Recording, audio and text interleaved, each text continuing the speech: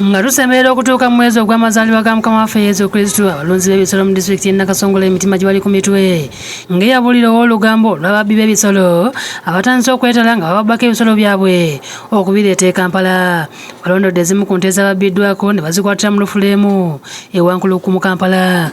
Kigambibwa nti ababbi b'ente bazisoosezza mu Kabawo zooni e Mutundwe oluvannyuma ne bazitwala mu lufula ng'oyo ebyokwenda Yasinti Eyune bw'annyonnyola. Waliwo omutuuze yalunda asobola n'alunda oba oluusi n'azisala.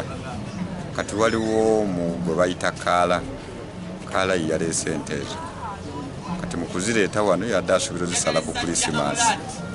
Kati ku Kulisimasi ye wazisala situmanyiwa gyazijja.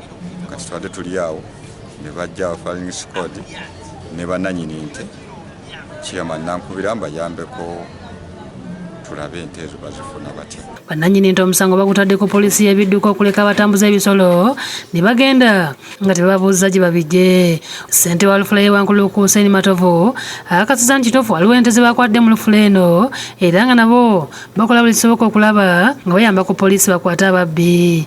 Oli bamubbako ente 10, ente 2 asobodde ozikwatira mu kifo ekirala, 2 azikwatidde mu kifo kyaffe, naye tukwataganidde wamu ne bannannyini nte ne poliisi okunoonya oyo eyaziguze n'eyazimuguzizza. Ekikyali ekibi nti bombi bakyatubuzeeko, naye tulina obukakafu nti eyazimuguzizza mutuuze.